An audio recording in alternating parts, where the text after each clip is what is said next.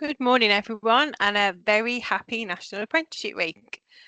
So, when we think about career paths, payroll isn't always the first thing that comes to mind, but it really should be. Payroll careers exist in every kind of organisation you can imagine, from entertainment, hospitality to sport, fashion, technology, and the far beyond, even into the world of football clubs and global fashion brands, where ensuring people are paid accurately and compliantly is essential to their success. Today is all about opening your eyes to the opportunities within this profession. Payroll really is more than processing numbers. It's about problem solving, compliance, technology, communication, and it really is the heart of an organisation. It's a career that offers stability, progression, and the chance to work in industries that some of you may be really passionate about. So, whether that's supporting a top football club behind the scenes, contributing to the business of fashion, or growing with a major high street or global brand. Today, you've got the pleasure of hearing from some industry professionals who are going to share their insights and experiences and show you the surprising and exciting places a payroll career can take you. So, whether you're exploring apprenticeships, considering your next step, or just simply curious about what payroll really involves, I really hope that in today's session you are inspired and it broadens your perspective on what the possibilities could be. So let's get started.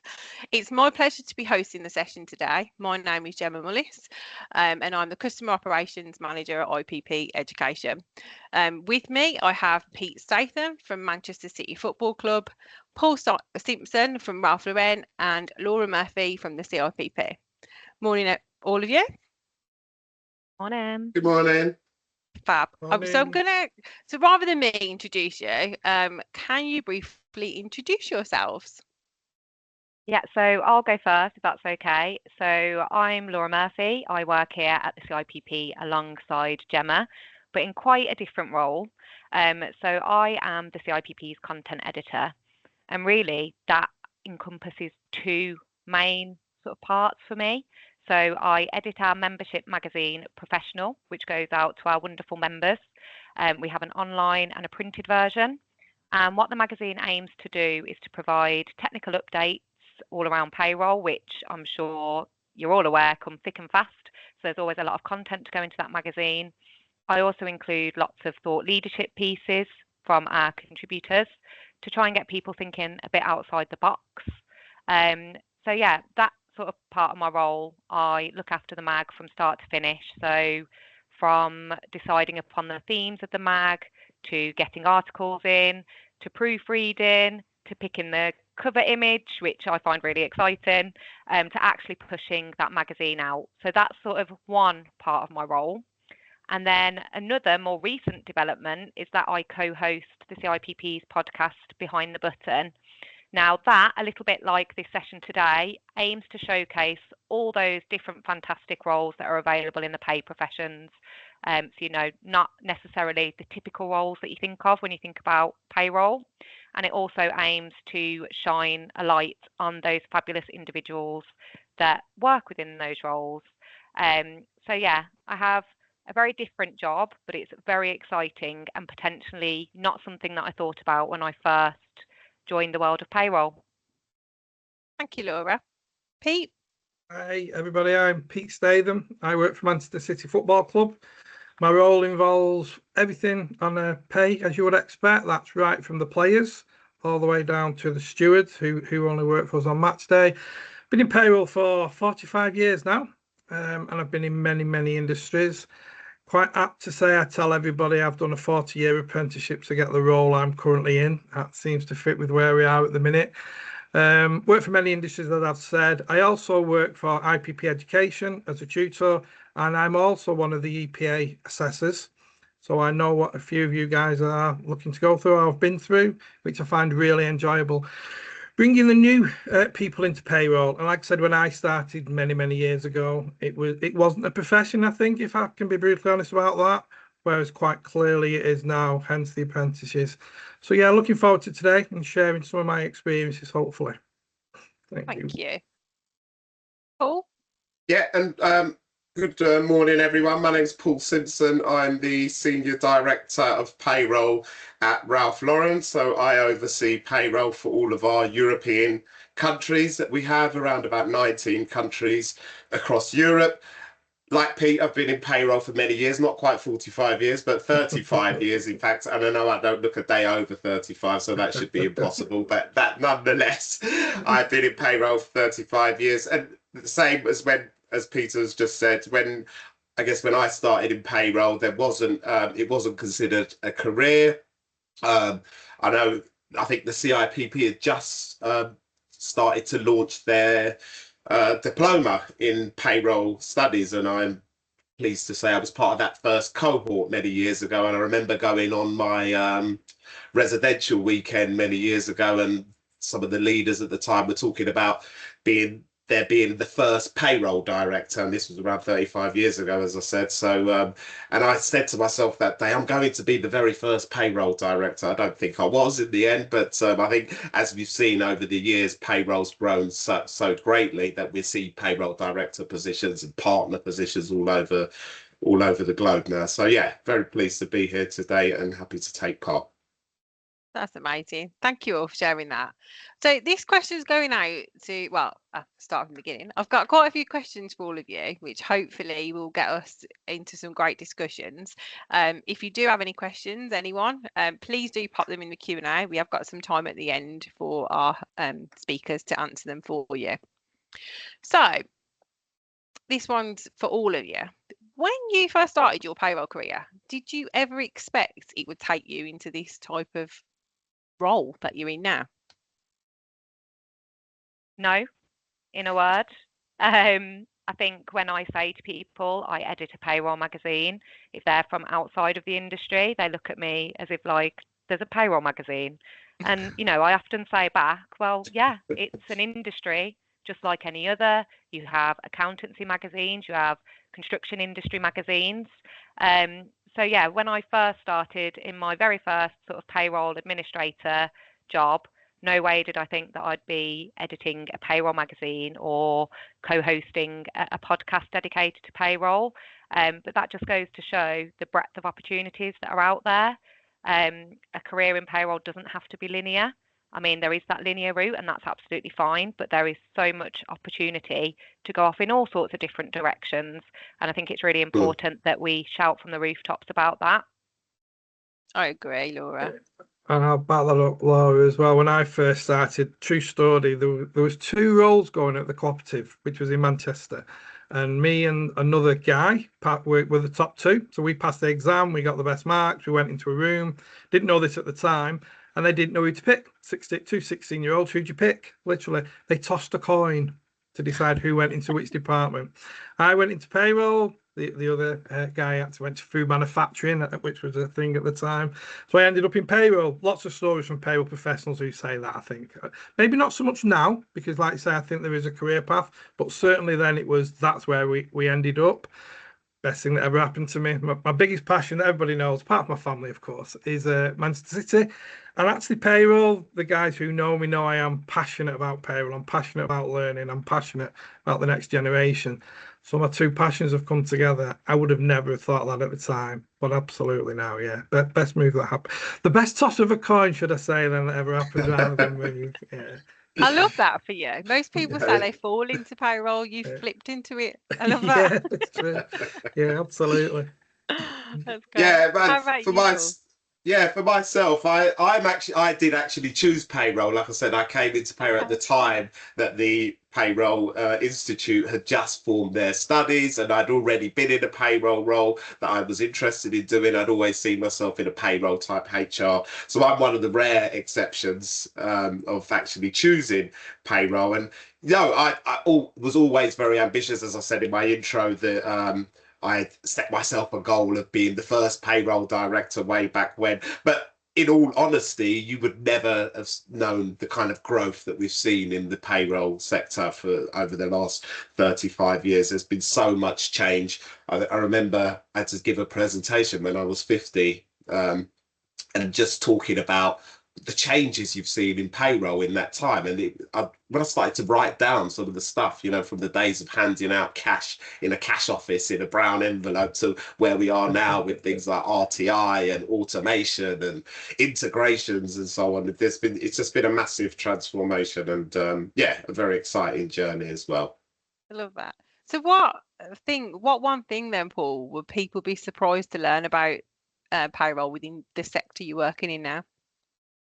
I just think in any payroll sector, the complexity, I think we always talk about compliance and complexity, and just the fast pace of change. And I know we'll probably touch on this later on, but, you know, we've got AI now. We're seeing the next generation of change, if you like, and there'll be jobs that will be created years from now that we haven't even thought of today, just because of the way payroll will change. As I mentioned at the beginning, there was no such thing as a payroll director when I first started. That's just a job now. And there are jobs that we don't even know what those job titles will be, you know, payroll scientists or whatever it may come later on down in the future. But that's just the fast pace of the change, and it's never the same. It's always complex, but at the heart of everything we do is people at the end of the day, because, you know, at the end of the day, we're charged with the responsibility of ensuring everyone gets paid accurately and on time, and that impacts employee well-being, which then impacts employee engagement for your company. So it's a very business critical and strategic role, as I always say. Oh, I totally agree. Has anyone got anything to add to that? I agree with everything Paul's just said, everything he's just said, but also as well, I think it was known as back office for a reason, all that many years ago. It literally was. It's not back office anymore. And I think people like yourself, Paul, and hopefully the rest of us on this call have made that happen as the years have gone by, to say it's not a back office function. No longer it's the days of, oh, don't go and speak to Edith, she's at the end of the corridor if it's payroll week, because you'll get shouted at. And that was a thing, as much as we laugh about it now. And just to pick up on one of the questions about what's different in the football sector, we have a football managers group that we all get together, and our strap line is rivals on the pitch, but payroll professionals and colleagues off that. So people are surprised when we say, I speak to United's payroll manager or Liverpool's, but we do in Newcastle. Yeah, we do work together where we can. That's amazing. Cool. And I was just going to add in, mine isn't sort of sector specific, but people outside of the pay industry, I don't think they fully understand sort of the payroll community that we have, and that is part of my role that I absolutely love. Everybody's eager to help each other. We know how complex and difficult it can be, and I also find that pay professionals are some of the most helpful people you'll come across. You just have to go on LinkedIn or Facebook, for example. Somebody puts a question out there and they're almost inundated with responses of people just wanting to give hints and tips and advice.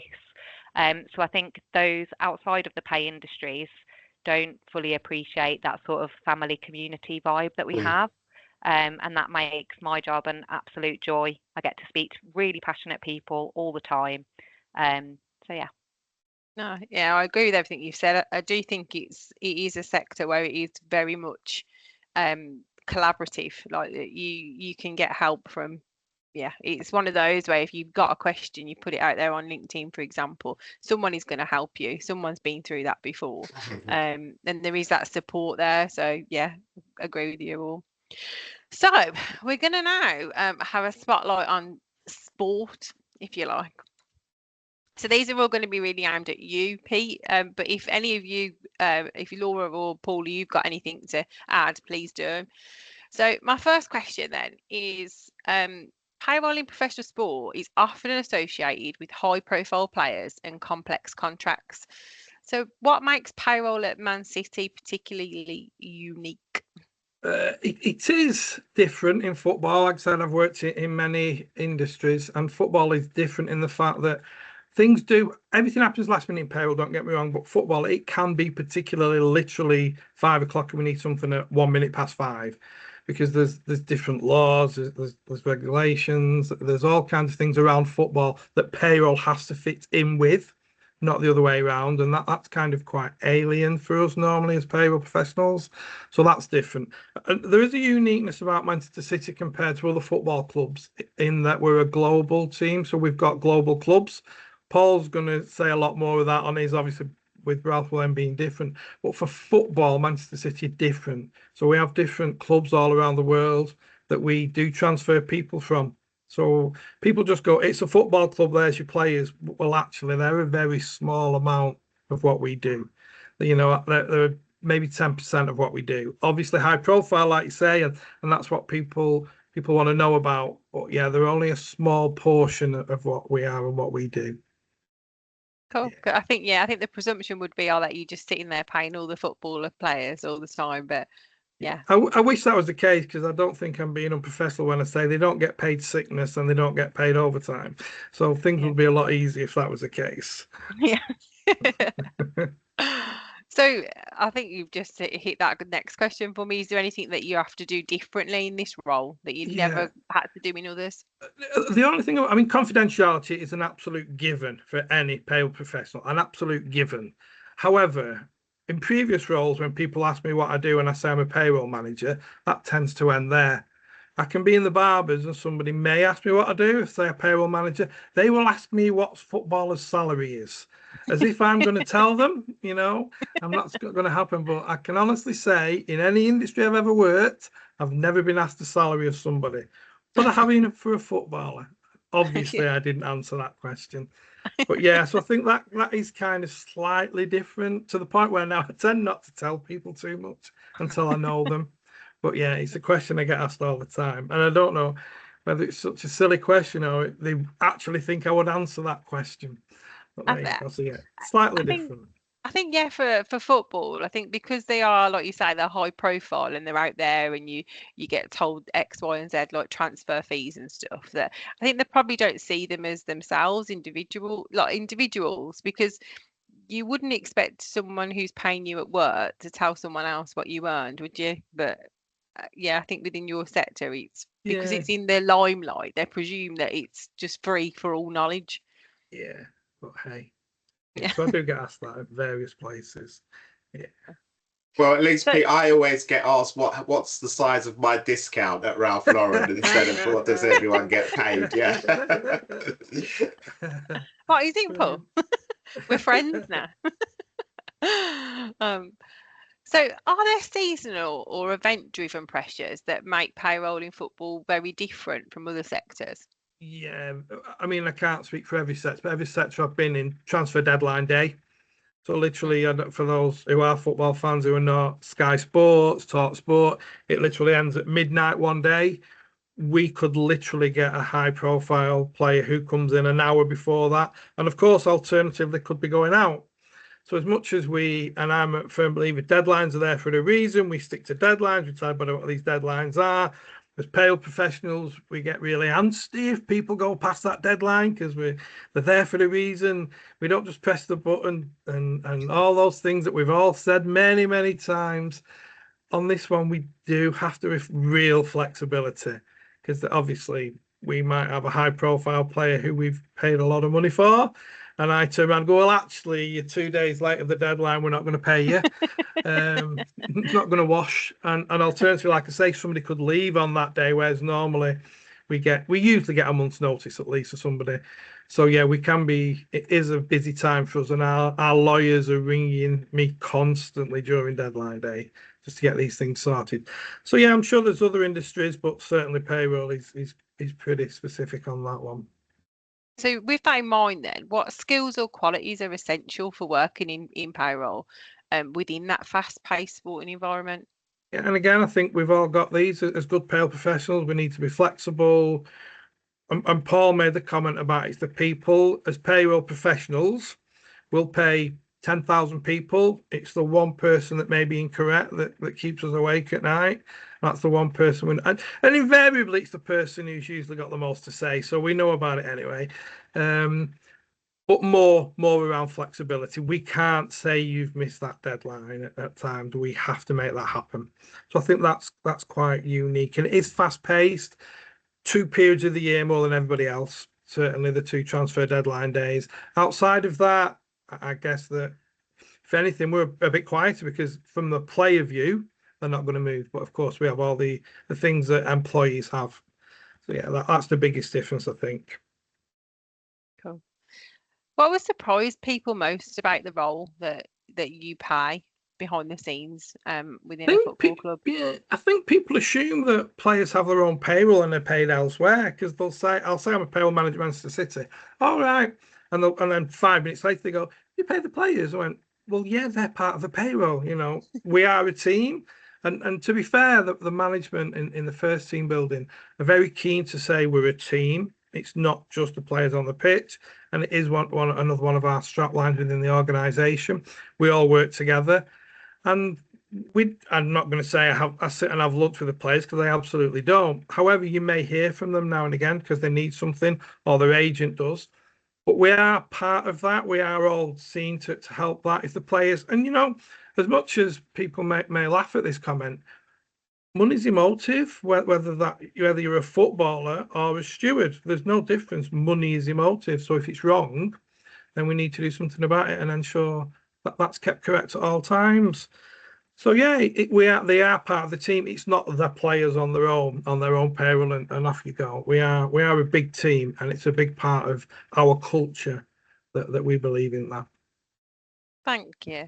Can I just add to that point about money being a motive? Because I always say, and I agree totally with what you said there, Pete, but I also say that money's relative. Like, when you started out in your career, you may have been earning £5,000, £10,000, and you would spend that. And then as you go up the different scales, whether you were earning £100,000, 200,000, or in 100 grand a week in some of the cases of the footballers and so on, you live within your means, so it's all relative. So it doesn't matter whether that there's been a mistake on someone who earns £100,000. They have expenses that generally are £100,000, and that's just the way of life. So I totally agree with everything you said there, Peter, on that point. I wouldn't use those figures, of course, Paul, but you're more than welcome to do so. Yeah.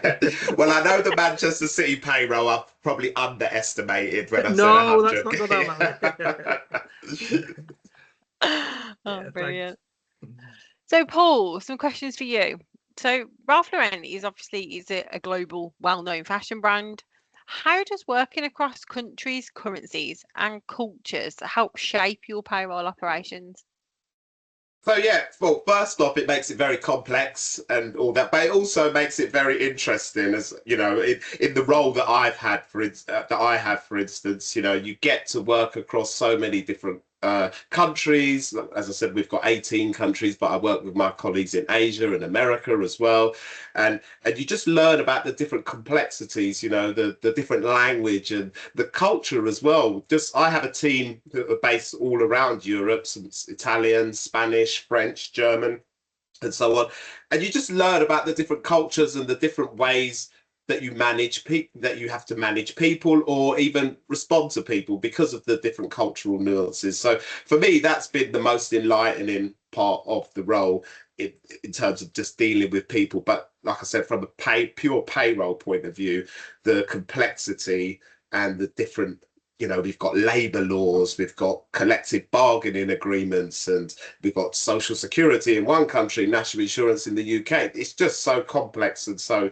diverse that, no 2 days are the same. And as you mentioned as well, you're dealing in different currencies and you're having to do FX conversions and so on to manage payroll. You've got different compliance rules in one country. I briefly mentioned about the staff discount earlier. We even though we're one company, we have to apply different levels of staff discount because of the taxation rules in one country to another are completely different. So, whereas, and I'll tell you, I get 50%, our German colleagues may only get 30% because in Germany, the rules are different. In France, they'll be different, and so on and so on. So it's really fascinating, the different, and you have to learn all these different complexities. And even going back to that dreadful time of COVID, and you had furlough schemes, the different complexities of different furlough schemes and so on, when governments stand up and make changes to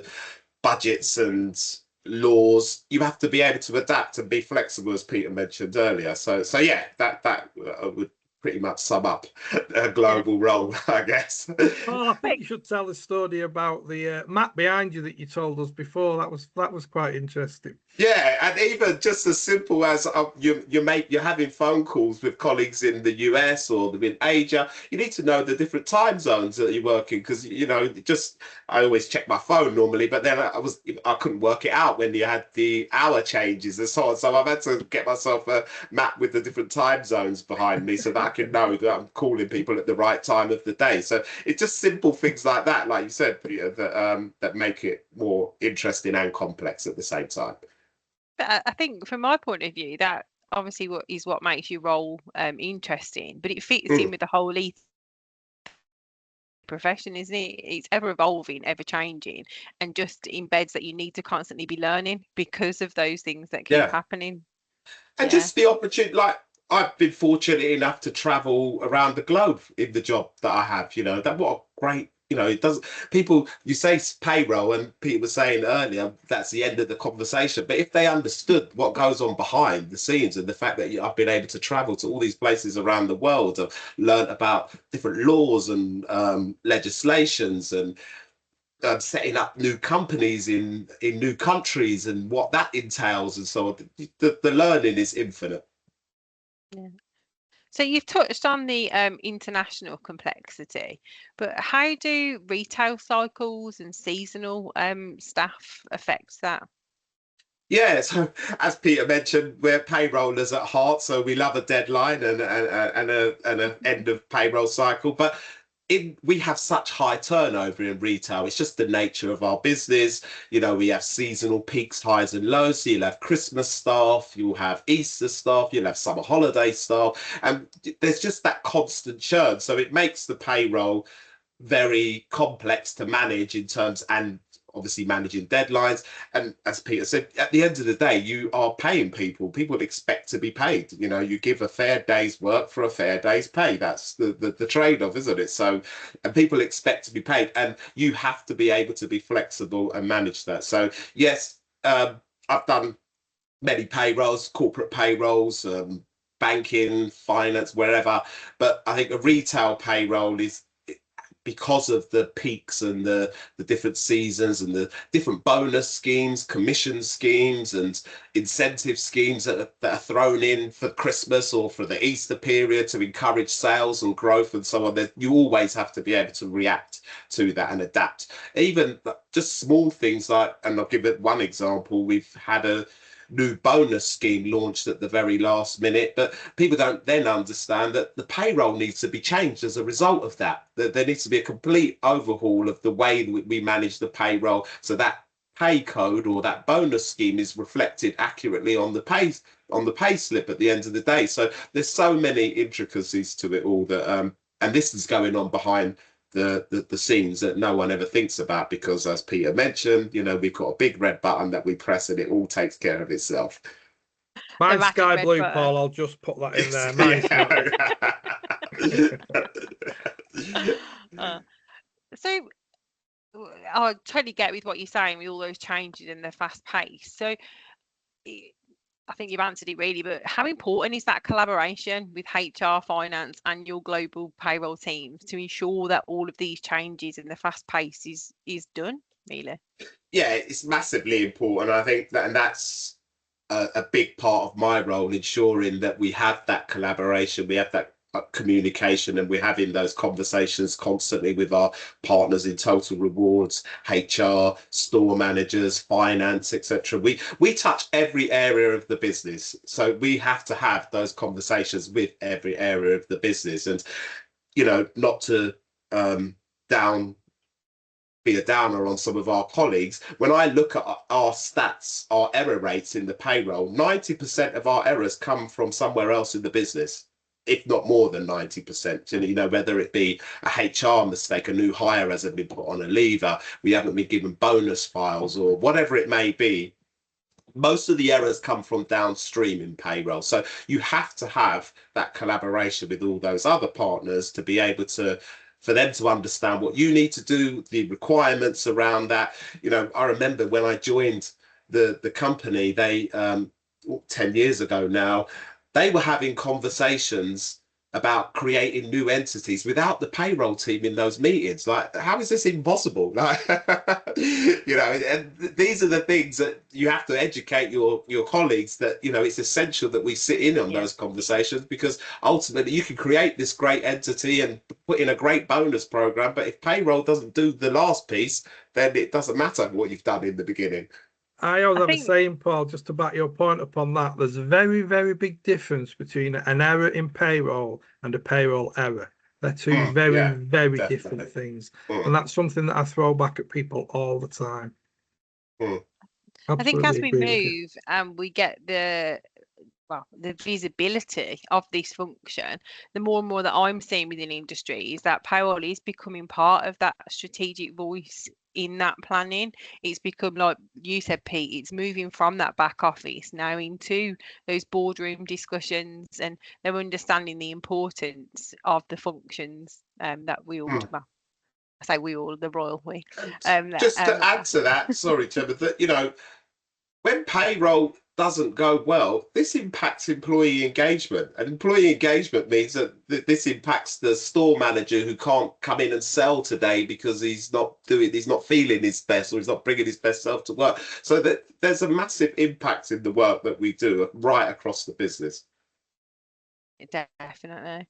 So if someone was looking to go into a payroll role within the global or a fashion-led organisation, what advice would you give them? I'd say to my team all the time, and it doesn't matter what level you're at, whether you're coming in or whether you're a director, remain curious. That's the main thing I always say to my team members, is to remain curious. Yes, we also have a strap line as to be passionate and love what you do. That's part of what our motto here at Ralph Lauren. But yeah, for me, curiosity will take you a long way. And I always think you see the difference in the people who are going to succeed in payroll through having that natural curiosity. And so, yeah, that would be the one major piece of advice that I would give. Thank you. Does anyone else got anything to add to that? I think that was good. I think he's Paul's spot on. Yeah, you can tell it's about passion, it's about people, it's about caring, but it's fundamentally about remembering this is people's money as well. We should never forget that. Whether that's £10 or £100,000, we should never forget that. Thank you. Laura, so I know you briefly touched on this before. So I know, and as you alluded to earlier, you started out in technical payroll, came to the CIPP in policy, and now like you're the editor of a magazine, host of a podcast. Did you ever really expect that you would go in this direction? No, again, in a one-word answer, but I'll elaborate on that a little bit. So to be honest, when I first started out in my very first payroll admin role, I didn't know who CIPP were. I'm hoping that is now changing, and more people who are new to industry do know who CIPP are, because we're doing a lot of work around raising visibility and ensuring people know that we're there to support whatever stage of their career. But I didn't actually know who CIPP were until sort of later down my career journey, when I started looking at qualifications and things like that. So my lack of awareness about my role now is sort of twofold. So I never thought I'd be editing a magazine, I never thought I'd be hosting a podcast, and I wasn't really aware of the CIPP at the infancy of my payroll career. So yeah, definitely I was never aware I was going to get into this role, but if I can do it, anybody can do it. So yeah. Wow. How did your technical payroll and policy experience help prepare you for these new roles? So obviously I've worked in an operational payroll environment before, so I understand the challenges that pay professionals face, whether that be what both Peter and Paul have mentioned earlier, the fast-paced change. And that's not just legislative change, that's things like technology. I think Paul mentioned AI earlier. That is obviously rapidly changing the way payroll departments operate. So having worked in a payroll department processing people's pay, I understand the challenges that are faced. I also understand, the sort of, we have to build each other up within the payroll department. So we have to work as a team. We have to be able to rely on one another. So I think that set me in really good stead for understanding content to go into the magazine that would resonate with our members. My time in policy has also been instrumental because I almost talk about that as the other side of the payroll coin. So when you're processing payroll day in, day out, you aren't necessarily watching what goes on behind the scenes. And policy allowed me to do that. Obviously, at the CIPP, we work very closely with various different government departments. And my time in policy allowed me to see how those decisions drip down and impact payroll professionals in practice. So I think having those two sort of very different experiences have really helped me when I'm looking for content to appeal to members for both the magazine and the podcast. Yeah. So through your work then, through the magazine and podcast, and you've said you speak to professionals across loads of different sectors, what trends or challenges come up the most? What do people find the most challenging about their roles? So I think one of the big things at the moment, sorry to mention it again, but is AI. So how it's currently being used, how it might be used in the future, and ultimately how that's going to impact payroll roles. I feel like initially there was some concern around AI taking payroll jobs, but I feel like we've shifted recently, and I feel like people are now seeing the benefits of AI in that it can remove those repetitive manual tasks, which will then allow pay professionals to focus on more value add activities. So I actually think AI is really exciting for pay professionals because it opens up so many more opportunities. I think Paul mentioned the payroll scientist earlier. It'll be interesting to see how new roles are created going into the future off the back of AI. But yeah, definitely AI is one of those things. And again, just the fast pace of change. I think as a profession, we're getting more used to changes almost being dropped on us with a lot shorter notice. So again, it's how we deal with those things and implement them correctly, because as we've said, pay is so emotive. We need to make sure we get it right. We need to make sure that changes are implemented accurately, because at the end of the day, there's somebody receiving that pay to pay for their mortgage, to put food on the table. So yeah, I think the main sort of themes I see are rapid change in numerous different ways. Can I just touch on that AI piece as well that Laura's just mentioned, because this is a conversation that we're having at the moment. I think for me, the AI, yes, there's going to be transactional roles that will disappear as a result of AI, but it's going to make it payroll more efficient. It's going to make it more faster. But there's also opportunities there as well, in the fact that the payroll system, in terms of the data that it holds, is the most complete source of data in any organization. You've got pay, you've got turnover, you've got staff profiles and absence. AI can help us extract that data in a way that makes it meaningful from a strategic point of view, that our leaders within our organization can build their strategies around there. So, you've got total reward strategies, retention strategies, pay strategies, all sorts of information which is available from our payroll systems. And I've got two teenage boys who I always say that it's like they were born with iPhones in their hands. And because that generation are tech savvy and payroll is moving into that with the advent of AI, this is a way to attract that next generation of talent into the industry. Because, as Pete and I already said earlier, we've been here for 35, 45 years. We're not getting any younger. So we need to attract that next generation of talent into the industry. And I feel AI is a great opportunity for some young person to come in who's already tech savvy, talks that language because they were born with their iPhone in their hand, and to build a career into whatever that may be, or whatever job title that may have in the future. So yeah, I just wanted to add that piece. Yeah. Agreed.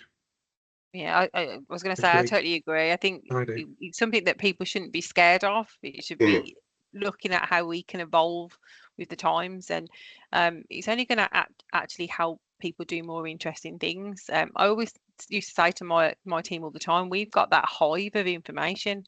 What can we do with that information to help improve different areas of the business? I think there's another side to it as well. Like, quite right, Paul was saying we're getting to the end of it, but also new people coming in can help us to improve, because we're at a different stage of that career and do things differently. You get people coming through now, some of the younger ones, and you're like, okay, actually, we can do that. We should be doing that. And together, we make the payroll industry what it should be. And that's right at the top of that. It should be in those boardrooms with the HR professionals. And I do believe that. And this helps us to do that rather than us. We can't stay stale because our role and what we do doesn't allow us to stay stale because of so many changes. But also, the new people coming in and the younger people might say are going to help that. I think we work together. Yeah. So Laura, what advice do you most often share with payroll professionals about developing their careers beyond the traditional, like we've spoke quite a bit about today? Yeah, so I'd always say push yourself out of your comfort zone. I used to be terrified of public speaking, was sort of put on the spot and had to do it in my role. I still get nervous now, I'm not going to lie. But pushing yourself out of that comfort zone opens up so many more opportunities. And when you've done something that you find challenging and it's gone well, that feeling is absolutely amazing. And I think in payroll, as we've said, there are so many chances to go and do other things.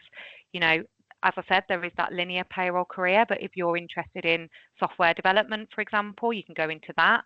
If you were born with an iPad in your hand, you can go and, you know, work on AI and technology. I think there are just so many different opportunities. Just take them both with both hands, and yeah, you'll go far in a career in payroll. And that thing that Paul said about always remaining curious, there's always something new to learn.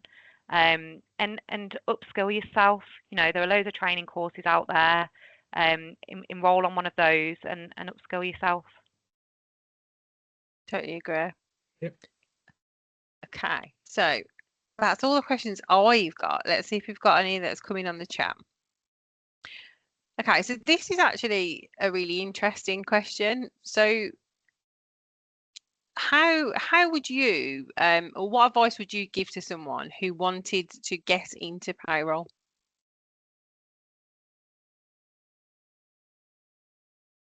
I think that there are many avenues into payroll. As I think Laura already mentioned, that there's so many learning resources now. There's so many different organisations offering learning resources. You know, again, when I started, there wasn't even a payroll agency. We've got there are a number of payroll agencies out there, and you've got payroll apprenticeships. I mean, all sorts of opportunities to get into payroll now. If you're really interested, there is no reason not to be able to find those opportunities. Like I said, I've just taken on an apprentice within my organisation, talking about the AI side of things, because we wanted to develop that role within the business. And there was such an appetite for that job because of like I said, the tech savvy side of things, and then linked in with the payroll, which you've got the people side of things as well. So you're getting the best of both worlds.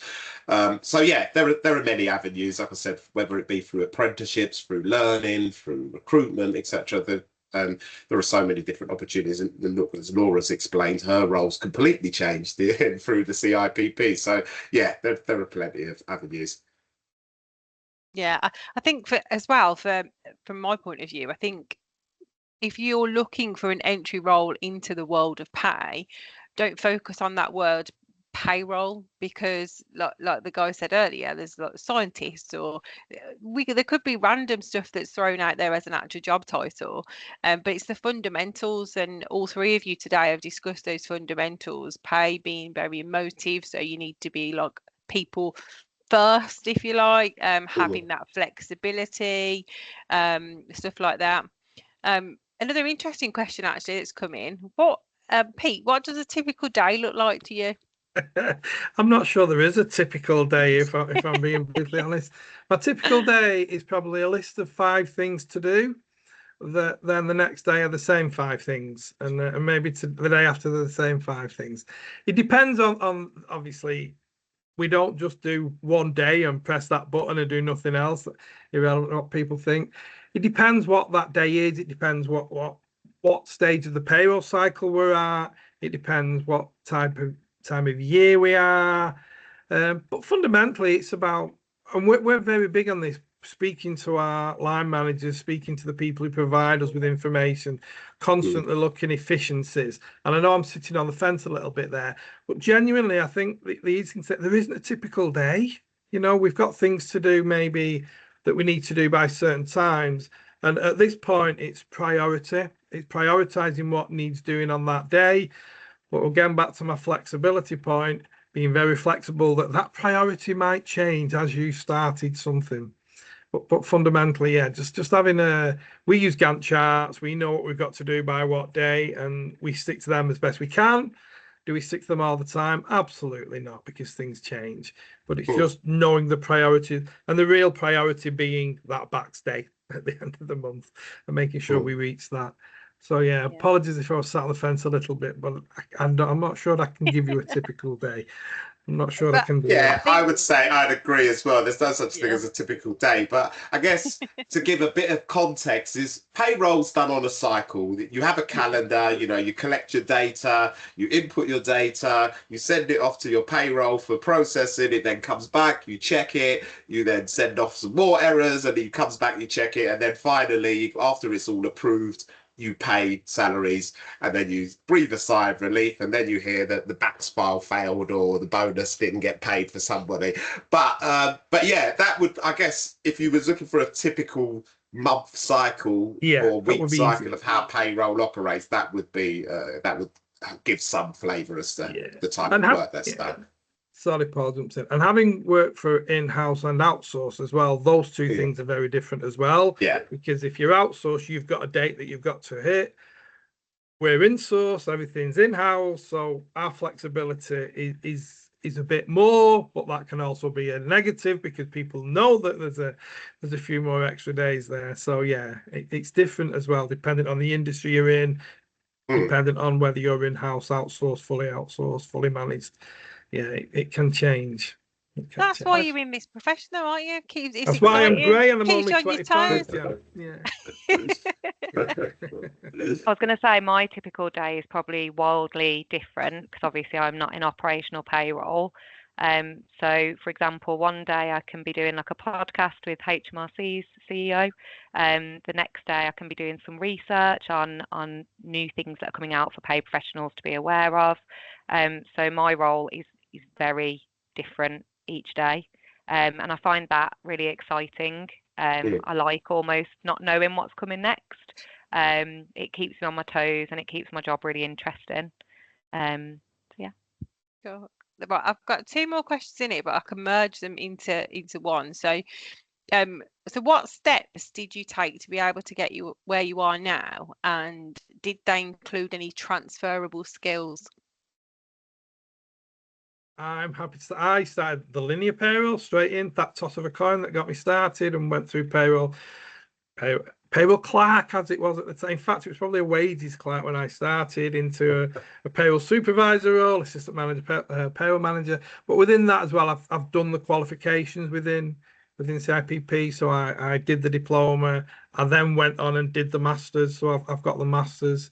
From there, I then went into teaching with CIPP. I'm obviously one of their tutors for many years now as well, and also I still do that, but also do the EPA assessing. So there are always transferable skills, but there's fundamental skills. Confidentiality, something we've touched on but haven't actually given it the importance of what it is, because even in a social environment, you may say something to the person next to you, says, "Oh, you can buy this next round, you're loaded." Well, people know you're a payroll manager and think, "Oh, they must be on a lot of money because Pete said you're loaded." And it's just a throwaway comment. So even things like that, we need to be very, very aware of. But yeah, transferable skills, flexibility, professionalism. Let's not underestimate that as well. And I think going back to, I don't know if it's Gemma or Laura said it, we are quite a quite close-knit community in payroll. We know so many people who we've come across, and we're happy to just pick up that phone and speak to each other. It's a real team within a team, and we do rely on each other. And I personally, of course, I'm biased. It's a unique industry. I genuinely believe that. Yeah, I think it's a unique industry as well, because literally every organisation needs a payroll department. So that in itself presents loads of different opportunities. We're talking about football, fashion, magazine editing, like every single profession needs payroll. And I think that is what makes us so unique as well. Agree. Okay, so I haven't got any more questions and we have run a little bit over. However, I've just got a question that I want to put to you all as a close, if you like. So I'll start with you first, Paul. What's been the most rewarding moment of your career so far? I guess I would say in the role that I'm in now, just being able to develop teams and so on. I'm very much a people person. Like I said, my ethos is around we are providing a customer service at the end of the day to all of our employees in the business. The payslip is an expression of that customer service, and that payslip is very important to everyone, to every individuals. It's about their hopes and their dreams. So passing on that experience to my team and seeing them develop and grow is probably the greatest satisfaction I have today now, I'd say. That's a great one. How about you, Pete? And I'm going to go with that as well. I'm a people person as well, and I think I can see you are, Paul. Hopefully you can see I am. I think that's important, keeping people, employees, customers happy, and there's nothing better than when you get a thank you, as daft as that sounds. And one of the biggest compliments people can get is, if you're not sure, don't speak to Pete, he's all right. And I know it's a throwaway comment again, but I think it counts something. My biggest achievement is being Manchester City's payroll manager. I can't say it isn't. That's the only constant in my life, basically, from day one. But I also, going on putting my CIPP tutor hat on, there's nothing better than graduation. And when people in the EPA now, once they finish that course, and you've been a little part of that to help them do it, I'm always proud of that. Real. How about you, Laura? I think putting out the podcast, to be honest, just because I'm really excited about it. I think it's a great way to show just how broad the careers in the pay industries are. And if it gets one more person interested in a career in payroll, then job well done. I think putting that podcast out, again, I said earlier, step outside of your comfort zone. Definitely well out of my comfort zone when I started doing it. I'd say that's sort of my proudest achievement to date. Brilliant. Well, thank you all so much for your time today. I think this has been a really great session. Hopefully this has inspired some of you on the call, well, all of you on the call today, to reach out for a career in payroll. If you want any more information on that, if you head over to the website, I'll post the link in the chat here.